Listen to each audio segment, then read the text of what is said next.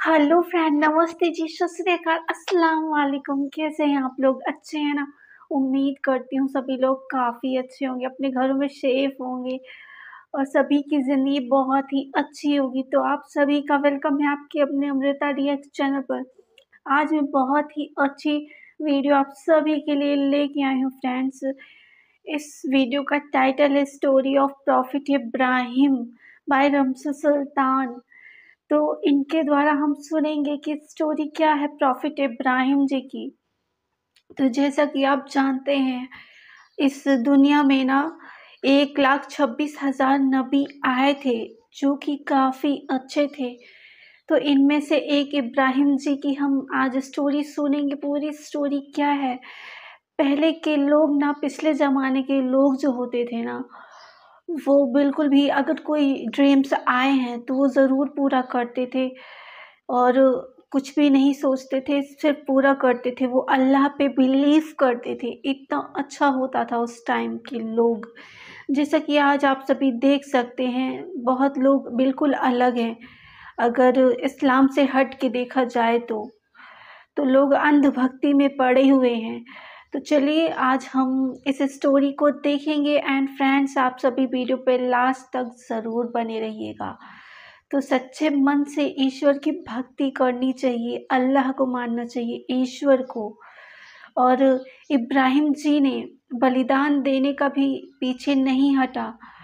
वो अपने बेटे का भी बलिदान दे देते, वो रेडी थे। तो फ्रेंड्स, इस स्टोरी पे हम देखेंगे कि क्या है इस स्टोरी में।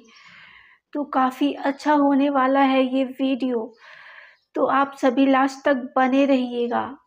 तो चलिए अब हम देखते हैं कि क्या है स्टोरी। इब्राहिम ने कैसे अपने बच्चे का मतलब बलि देने वाले थे, जैसा कि ड्रीम्स में उन्होंने देखा था, अल्लाह ने कहा था।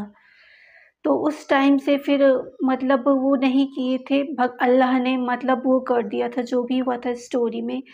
तो तब से बकरीद मनाया जाता है फ्रेंड्स। तो चलिए इस स्टोरी को पूरा हम देखेंगे कि क्या है, उसके बाद में हम इस बारे में बात करेंगे।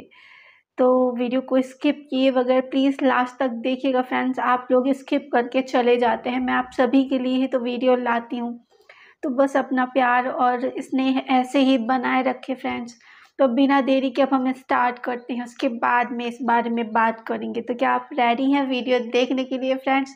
तो चलिए अब स्टार्ट होता है बहुत ही अच्छा वीडियो आप सभी के लिए। अस्सलाम वालेकुम, मेरा नाम रमशा सुल्तान है। Welcome to my profit series. आज हम इब्राहीम अलैहिस्सलाम का वाकया सुनेंगे।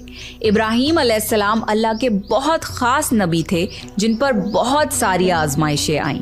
तो चलिए शुरू करते हैं with the real life story of profit Ibrahim अलैहिस्सलाम।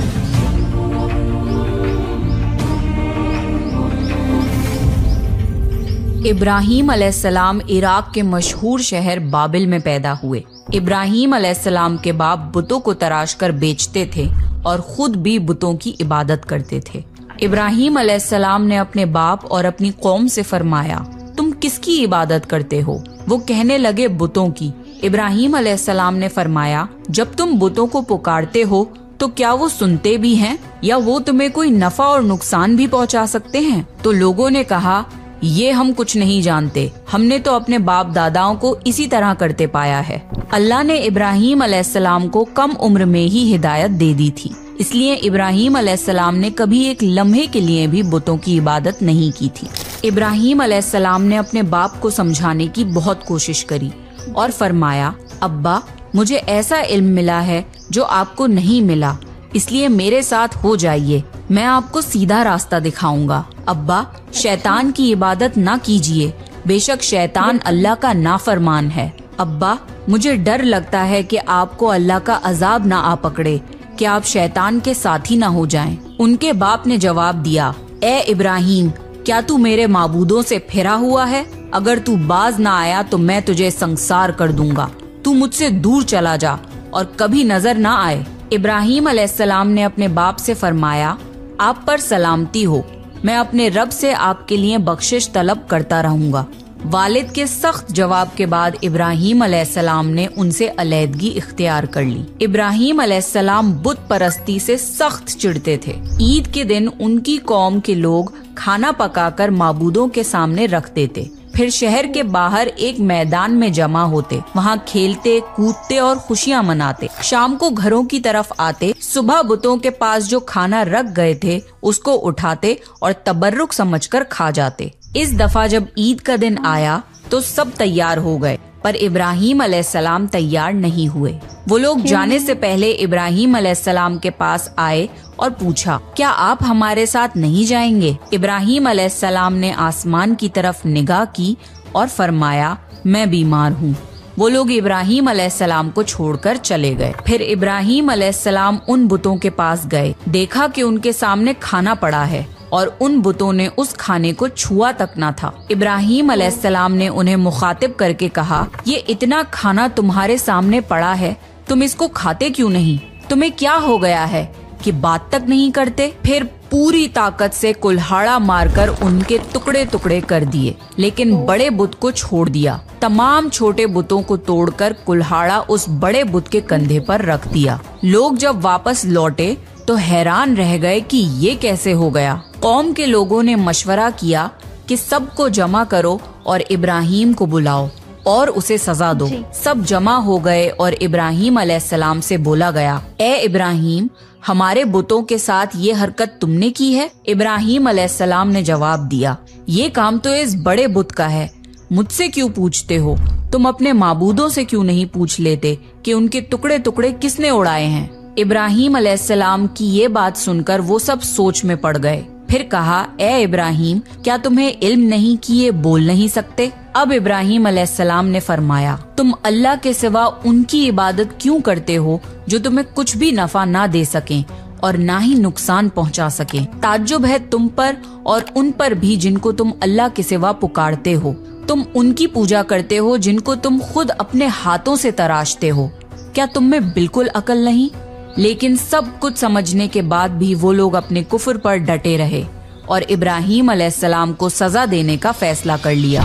फिर उन लोगों ने एक मैदान में कई दिन तक खूब सारी लकड़ियां जमा की और उसमें आग लगा दी। जब आग खूब भड़क उठी तो उन्होंने इब्राहीम अलैहिस्सलाम को रस्सियों से बांधकर उस आग में डाल दिया। उस वक्त इब्राहीम अलैहिस्सलाम ने ये दुआ पढ़ी, हस्बुनल्लाहु व निअमल वकील, मेरे लिए अल्लाह काफी है और वही बेहतरीन कारसाज है। अल्लाह ने आग से फरमाया, ए आग, इब्राहीम पर ठंडी हो जा और सलामती वाली हो जा। चुनाचे जब इब्राहीम अलैहिस्सलाम को आग में डाला गया तो वो ठंडी हो गई। आग भी अल्लाह के हुक्म के बगैर नहीं जला सकती, इसलिए क्योंकि ये भी अल्लाह की मखलूक है और इसकी कुदरत भी अल्लाह के पास है। इसलिए जब आग को अल्लाह की तरफ से ठंडा होने का हुक्म हुआ तो वो ठंडी हो गई। आग ने न इब्राहीम अलैहिस्सलाम के कपड़े जलाए और न जिस्म के किसी हिस्से को नुकसान पहुंचाया, सिर्फ वो रस्सियां जलाईं जिनसे आपको बांधा गया था। लोग आग के आसपास इब्राहीम अलैहिस्सलाम को जलता हुआ देखने के लिए खड़े थे, लेकिन वो ये देखकर हैरान रह गए कि इब्राहीम अलैहिस्सलाम बड़े नाज से आग के दरमियान बैठे हैं।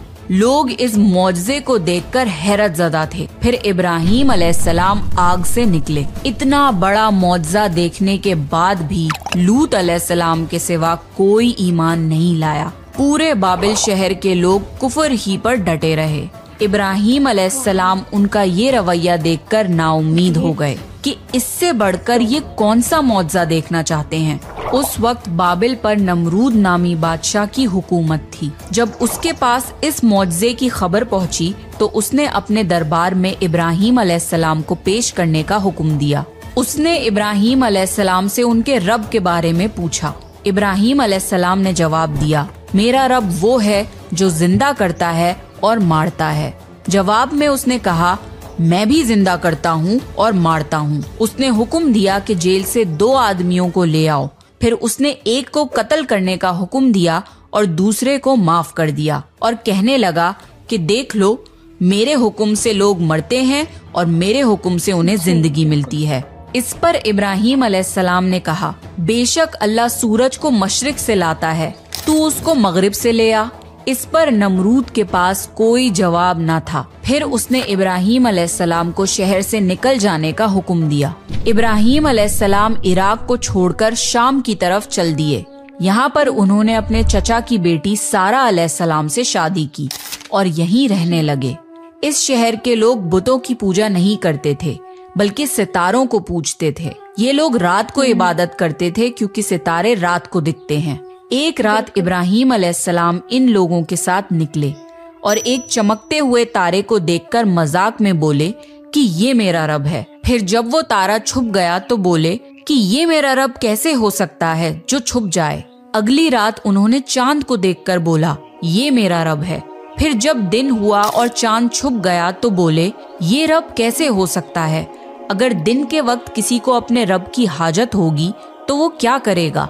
इन बातों से इब्राहीम अलैहिस्सलाम उन लोगों को गौर व फिक्र की दावत दे रहे थे ताकि वो लोग गौर करें। फिर जब दिन हुआ और सूरज निकला तो कहने लगे ये मेरा रब है, ये तो सबसे बड़ा है। लेकिन जब वो भी गुरूब हो गया तो कहने लगे ये भी रब कहलाने के लायक नहीं, ये सब तो मखलूक हैं और इनका खालिक कोई और है। मैं तो उसकी इबादत करता हूँ जिसने आसमान और जमीन को पैदा किया। उन लोगों ने फिर भी कुफ्र ही किया और कोई भी ईमान नहीं लाया। चुनाचे इब्राहीम अलैहिस्सलाम ने फिर हिजरत करने का फैसला किया और मिस्र जा पहुँचे। मिस्र के बादशाह को खबर मिली कि एक शख्स हिजरत करके आया है और उसके साथ एक औरत है जो बहुत हसीन और जमील है।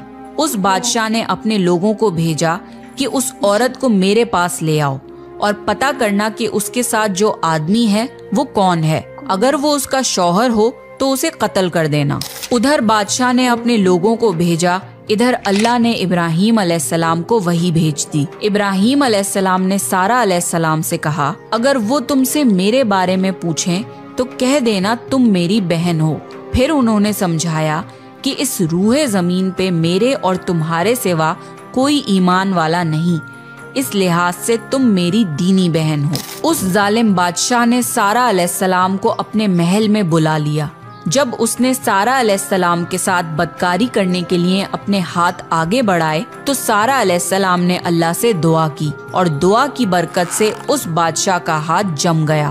वो बुरी तरह चीखने लगा और उसके सारे मुलाजिम आ गए। ये देखकर सारा अलैहिस्सलाम डर गईं और सोचा कि अगर ये मर गया तो लोग ये सोचेंगे कि मैंने इसे कत्ल किया है। फिर उन्होंने उसे निजात देने के लिए अल्लाह से दुआ की और उस बादशाह का हाथ ठीक हो गया, पर उसने फिर से वही हरकत की, उसका हाथ फिर जम गया। ऐसा 3 मर्तबा हुआ और आखिरी बार उसने सारा अलैहिस्सलाम से वादा किया कि अब की बार अगर तू मुझे इस मुसीबत से निजात दिलाएगी तो मैं तुझे छोड़ दूंगा।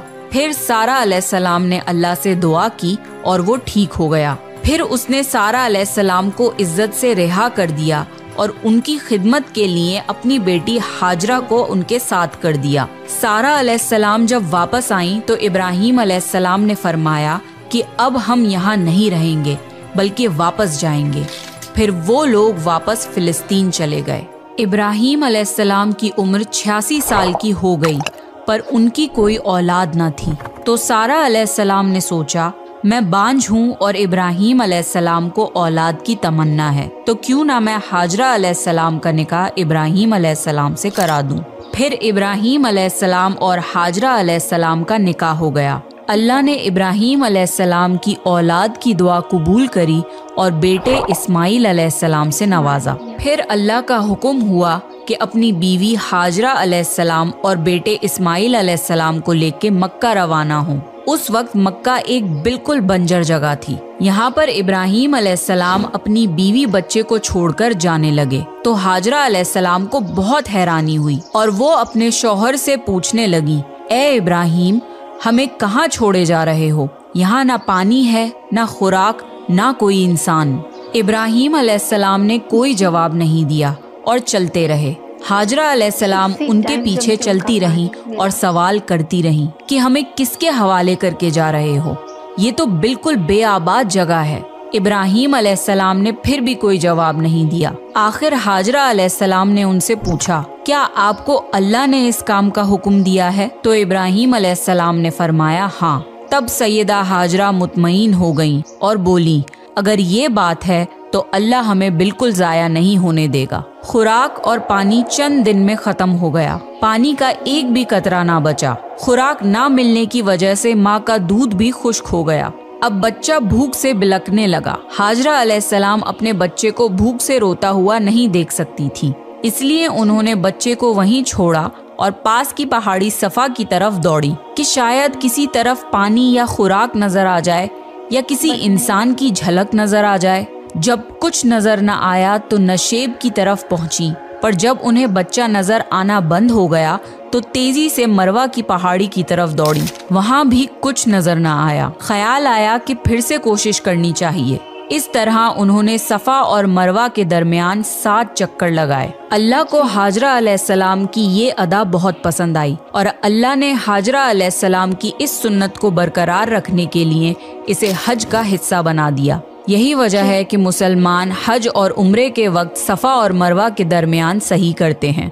जब वो आखिरी मर्तबा मरवा पर पहुंची तब उन्हें एक आवाज सुनाई दी जो इस्माइल अलैहिस्सलाम के करीब से आ रही थी। वो जल्दी से अपने बच्चे के पास पहुंची तो देखा कि इस्माइल अलैहिस्सलाम के कदमों के नीचे से पानी फूट रहा है। अल्लाह ने जिब्राईल अलैहिस्सलाम को हाजरा अलैहिस्सलाम की मदद के लिए भेजा था।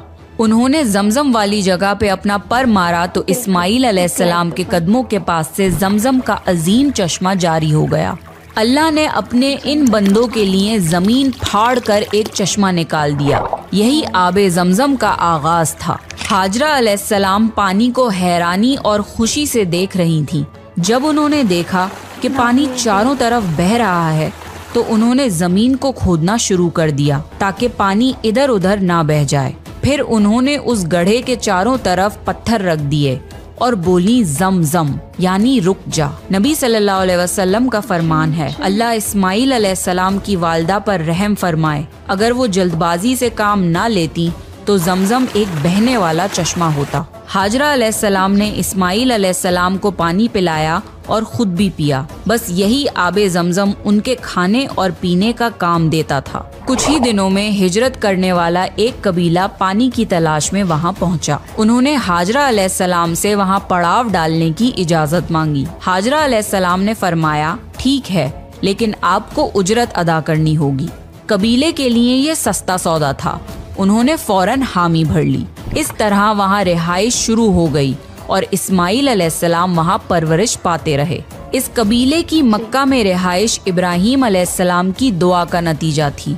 जब इब्राहीम अलैहिस्सलाम ने अपने बीवी बच्चे को बंजर जगह पे छोड़ा था तो ये दुआ मांगी थी, ऐ हमारे परवरदिगार, मैंने अपनी कुछ औलाद इस बेआबाद जंगल में तेरे घर के पास बसाई है। ये इसलिए कि वो नमाज कायम करें, बस तू कुछ लोगों के दिलों को उनकी तरफ माइल कर दे और उन्हें फलों की रोजियां अता फरमा ताकि ये शुक्रगुजारी करें। दिन गुजरते रहे और इस्माइल अलैहिस्सलाम मक्का में बड़े होते रहे। इब्राहीम अलैहिस्सलाम हर साल 1-2 बार अपने घराने की देखभाल के लिए चक्कर लगाते थे। जब इस्माइल अलैहिस्सलाम ने होश संभाला तो एक बार फिर आजमाइश का वक्त आ गया। इब्राहीम अलैहिस्सलाम ने ख्वाब में देखा कि वो इस्माइल अलैहिस्सलाम को ज़िबा कर रहे हैं। उनकी नींद खुल गई। इब्राहीम अलैहिस्सलाम जानते थे कि अंबियाओं के ख्वाब अल्लाह की तरफ से वही होते हैं, लिहाजा उन्होंने इस ख्वाब के मुताबिक अमल करने का इरादा कर लिया। इब्राहीम अलैहिस्सलाम ने इस्माइल अलैहिस्सलाम से फरमाया, मेरे प्यारे बेटे, मैंने ख्वाब में देखा है कि मैं तुम्हें ज़िबा कर रहा हूँ। अब तुम बताओ कि तुम्हारी क्या राय है। इस्माइल अलैहिस्सलाम ने फरमाया, ए अब्बा जान, आपको जो हुक्म मिला है उसको कर गुजरिए। इंशाअल्लाह आप मुझे सब्र करने वालों में पाएंगे। बाप बेटे दोनों अल्लाह का हुक्म पूरा करने के लिए पेश हो गए। इस्माइल अलैहिस्सलाम ने अपने वालिद से फरमाया, जब आप मुझे ज़िबा करने लगे तो मेरी पेशानी जमीन पर रख दिएगा ताकि आपको मेरा चेहरा ना नजर आए और कहीं आपके हाथ रुक न जाएं। इब्राहीम अलैहिस्सलाम ने ऐसा ही किया और आंखों पर पट्टी बांध ली। अब उन्होंने छुरी पकड़कर गर्दन पर चला दी, लेकिन छुरी ने गर्दन ना काटी। इब्राहीम अलैहिस्सलाम ने जोर लगाया तो उन्हें एक दुम्बे की आवाज आई। इब्राहीम अलैहिस्सलाम ने हैरान होकर पट्टी खोली तो देखा एक दुम्बा कटा हुआ है और इस्माइल अलैहिस्सलाम दूर खड़े मुस्कुरा रहे हैं। अल्लाह ने इब्राहीम अलैहिस्सलाम को आजमाया और इब्राहीम अलैहिस्सलाम अल्लाह के एक हुक्म पे अपने इकलौते बेटे को कुर्बान करने के लिए राजी हो गए, वो भी वो बेटा जो उन्हें 86 साल की उम्र में पूरी जिंदगी बे औलाद रहने के बाद मिला था। अल्लाह जालिम बादशाह नहीं। अल्लाह ने इब्राहीम अलैहिस्सलाम से उनके बेटे को नहीं छीना, बल्कि जिब्राईल अलैहिस्सलाम को भेज के इस्माईल अलैहिस्सलाम की जगह जन्नत का एक खूबसूरत दुम्बा कुर्बान कर दिया। इसके बाद से अल्लाह ने दुनिया भर में इब्राहीम अलैहिस्सलाम की इस सुन्नत को जिंदा रखा और आज भी दुनिया भर में मुसलमान हज के मौके पर कुर्बानी करते हैं, ताकि अल्लाह की राह में इब्राहीम अलैहिस्सलाम की तरह कुर्बानी करने का जज्बा पैदा हो। एक इकलौते बेटे की कुर्बानी के लिए तैयार हो जाने के सिले में और सारा अलैहिस्सलाम की अजमत और नेकी के बदले अल्लाह ने उन्हें एक और बेटे इसहाक अलैहिस्सलाम की खुशखबरी दी। इब्राहीम अलैहिस्सलाम तब 120 साल के थे और सारा अलैहिस्सलाम 90 साल की थी। दोनों पर बुढ़ापा तारी हो चुका था। अल्लाह ने ये खबर सुनाने के लिए फरिश्ते भेजे। फरिश्तों ने इब्राहीम अलैहिस्सलाम को सलाम किया और बेटे इसहाक अलैहिस्सलाम की खुशखबरी दी। ये सुनकर सारा अलैहिस्सलाम बहुत हैरान हुई। कहने लगी, क्या मैं बच्चा जनूंगी? हालांकि मैं बांझ हूँ और मेरे खाविंद बूढ़े हो चुके हैं। ये तो हैरत की बात है। इस पर फरिश्तों ने कहा, अल्लाह के फैसले पर ताज्जुब ना कीजिए, ये तो अल्लाह की आप पर रहमत है, बेशक वो काबिल तारीफ है। इब्राहीम अलैहिस्सलाम इस्माईल अलैहिस्सलाम से मिलने मक्का आते रहते थे। एक मर्तबा उन्होंने फरमाया, ए मेरे बेटे, अल्लाह ताला ने मुझे हुक्म दिया है कि इस मुकाम पर अल्लाह का घर तामीर करना होगा। इस्माईल अलैहिस्सलाम ने फरमाया, मैं हाजिर हूँ। फिर इब्राहीम अलैहिस्सलाम और इस्माईल अलैहिस्सलाम ने मिलके काबा की तामीर की। जब वो बैतुल्लाह की बुनियादों को बुलंद कर रहे थे तो दुआ मांग रहे थे कि ए हमारे रब, हमारी मेहनतों को कबूल फरमा, तू दुआ को सुनने वाला जानने वाला है और हमें अपना फरमा बरदार बना। हमारी औलाद में से भी एक फरमा बरदार गिरोह बना और हमें इबादत का तरीका सिखा और हम पर रुजू फरमा, क्योंकि तू ही तौबा कबूल करने वाला और रहम फरमाने वाला है। ए हमारे रब, इन पर इन्हीं लोगों में से एक रसूल भेज जो इन पर तेरी आयत की तिलावत करें और तेरी किताब और हिकमत सिखाएं और इन्हें पाक करें। यकीनन तू गालिब और हिकमत वाला है। तामीर के वक्त अल्लाह ने जन्नत से एक पत्थर भेजा था जिसका नाम हजरे अस्वद था। ये पत्थर निहायत सफेद था। अब ये पत्थर लोगों के गुनाहों की वजह से काला हो गया है। तामीर के वक्त इब्राहीम अलैहिस्सलाम एक पत्थर पर खड़े हुए। वो नंगे पैर थे। उसी वक्त पत्थर पिघल गया और पत्थर पर उनके पैरों के निशानात आ गए। इसी पत्थर को आज मुकामे इब्राहीम कहा जाता है और आज भी लोग इसे देख सकते हैं। इस तरह काबा तामीर हुआ। अल्लाह ने इब्राहीम अलैहिस्सलाम को हुक्म दिया कि लोगों में हज का ऐलान करो। इस पर इब्राहीम अलैहिस्सलाम ने फरमाया, ए अल्लाह, मेरी आवाज़ भला किस किस तक पहुँचेगी? अल्लाह ने जवाब दिया, आपके जिम्मे आवाज़ लगाना है, पहुँचाना हमारा काम है। फिर इब्राहीम अलैहिस्सलाम अरफात के पहाड़ पे चढ़े और आवाज़ लगाई, लोगों, बैतुल हरम का हज करो। इसकी बरकत से अल्लाह ने बैतुल हरम की मोहब्बत लोगों के दिलों में डाल दी, जिसकी वजह से आज तक हर कोई हज और उम्रा की ख्वाहिश रखता है और हजारों लोग हर साल बैतुल्लाह का हज करने के लिए आते हैं। इब्राहीम अलैहिस्सलाम ने 175 साल की उम्र में वफात पाई। इब्राहीम अलैहिस्सलाम पर बहुत आजमाइशें आईं, पर हर मामले में इब्राहीम अलैहिस्सलाम अल्लाह के वफादार रहे। इसलिए अल्लाह ने इब्राहीम अलैहिस्सलाम को खलीलुर रहमान के लक़ब से नवाजा, यानी अल्लाह का दोस्त। तो ये था इब्राहीम अलैहिस्सलाम का बेहतरीन वाक़या। अगर आपको प्रॉफिट सीरीज़ में इंटरेस्ट है तो प्लीज़ मेरे चैनल को सब्सक्राइब कर लीजिए। आपको ये वीडियो सीरीज़ कैसी लग रही है प्लीज़ कमेंट करके ज़रूर बताइए और मुझे नेक्स्ट कौन से प्रॉफिट पे वीडियो बनानी चाहिए वो भी सजेस्ट करिए। And I will see you next time. This is me Ramsha Sultan signing off. तो फ्रेंड्स, ये वीडियो काफ़ी अच्छा लगा। इस वीडियो ने दिल को छू लिया। रमशा सुल्तान जी ने बहुत ही अच्छे से एक्सप्लेन किया स्टोरी को। एंड जैसा कि इस स्टोरी में बताया गया, प्रॉफिट इब्राहिम जो थे ना, तो वो अपने बेटे इस्माइल का भी बलिदान देने के लिए तैयार थे अल्लाह के मतलब सपने आए तो सोच सकते हैं ये कितना इमोशनल मोमेंट था उस टाइम का, कि देख सकते हैं कि कैसे वो बलिदान देने के लिए भी बिल्कुल तैयार हो गए। तो अगर आप खुद सोचिए कि अगर आप इस सिचुएशन में होते, तो क्या आप इतना बलिदान दे पाते, इतना बड़ा बलिदान? तो क्या आजकल के लोग इतना बड़ा बलिदान दे सकते हैं? आप कमेंट बॉक्स में ज़रूर अपने एक्सपीरियंस शेयर करिएगा फ्रेंड्स, और इस वीडियो से हमें क्या सीख मिलती है, आप सभी कमेंट में ज़रूर बताइएगा फ्रेंड्स। तो काफ़ी अच्छा लगा ये वीडियो, और कितनी अच्छी बात है ना। और जब मक्का में पानी की एक-एक बूँद नहीं थी उस टाइम भी, कितना अल्लाह का करिश्मा तो देखिए, ज़मज़म का पानी मतलब भगवान ने खुद दिया। नीचे से इतने बड़े रेगिस्तान में, जहाँ पे हजरा जी पूरा घूम के आ गई, कहीं भी पानी नहीं था, पूरा पहाड़ियों पे हर एक जगह। तो पानी की एक-एक बूँद नहीं थी। उस टाइम ये अल्लाह का करिश्मा तो देखिए, जो अल्लाह पे बिलीव करते हैं ना, अल्लाह उन्हें मतलब ज़रूर अच्छाइयों की राहों पे ले जाते हैं, और उनकी परेशानियों को वो ज़रूर सॉल्व करते हैं। तो ये अल्लाह का करिश्मा है ये सारा, इस धरती को उसने ही बनाया है, तो इस सृष्टि को पूरा उसी ने रचाया है, तो कितनी अच्छी बात है ना। तो उस पे बिलीव करना चाहिए मोह-माया छोड़ के, तो कितना अच्छा है ना। और दूसरी खुशी भी उन्हें प्रदान की, कि मतलब 100 साल के बाद उन्हें दूसरी संतान भी दी गई, इब्राहिम को। तो कितना हसीन मोमेंट था वो, सोच सकते हैं आप। तो काफ़ी अच्छा लगा ये स्टोरी, बहुत ही ज़्यादा सुकून मिला फ्रेंड्स। इस स्टोरी को देख के ना मन प्रसन्न हो गया। ख़ैर, इस वीडियो से हमें ये सीख लेनी चाहिए कि अल्लाह के बताए गए रास्ते पे हमें चलना चाहिए, जैसा मार्ग वो दिखाएँ।